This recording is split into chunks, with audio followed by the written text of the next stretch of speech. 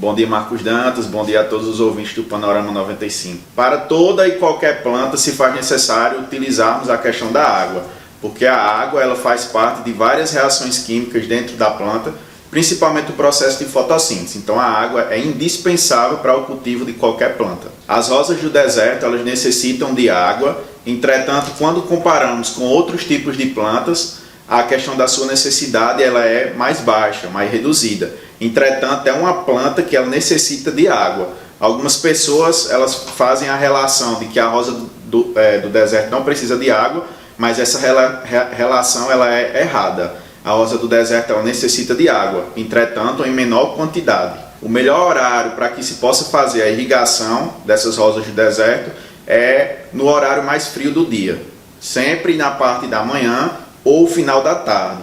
Nunca fazer a questão da irrigação ao meio-dia, porque a planta está no estresse devido à alta temperatura e acaba sendo danoso a questão dessa irrigação nesse horário. Para as plantas de uma forma geral e principalmente a rosa do deserto, se faz necessário que a gente possa regar essas plantas com a água de melhor qualidade possível e não colocar qualquer água para que se possa fazer a irrigação nessas plantas. Então elas precisam e necessitam de uma água de melhor qualidade. As rosas do deserto necessitam de uma quantidade de radiação solar elevada.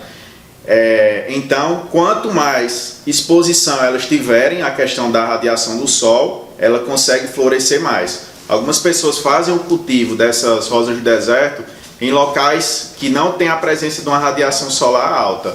E aí acaba essas plantas não vindo a florescer. Que a grande beleza da planta, da rosa do deserto, são a questão das suas flores. Então, quanto mais exposição tiver a questão da radiação solar, mais flores essa planta ela vai ter, por conta do processo de fotossíntese. Geralmente, elas são plantas mais rústicas, mas elas podem aparecer a questão de incidência de pragas e doenças.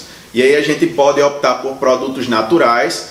Quando esses produtos não resolverem, a gente pode trabalhar com a questão química, mas sempre levando em consideração de tentarmos primeiro a questão dos produtos naturais. A rosa do deserto ela tem uma característica que é a questão do seu caule, né? Do seu caulículo ele ficar grosso. Então a gente precisa fazer a troca do recipiente a qual ela está sendo cultivada.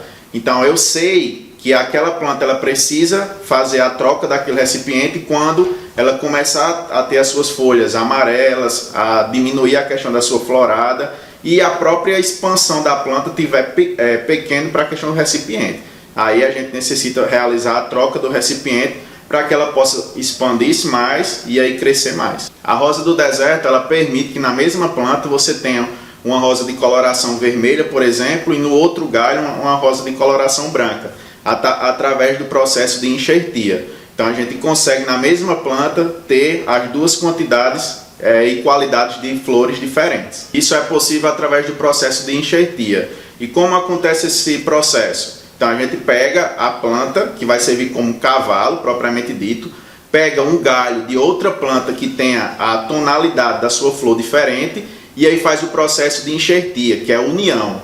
União de um galho de uma planta branca, por exemplo, com aquela planta vermelha. E aí, em um galho vai produzir uma planta com coloração de flor vermelha, no outro galho irá produzir uma flor de coloração branca. Então isso é possível através desse processo de enxertia. Obrigado a todos os ouvintes do Panorama 95 e até a próxima semana.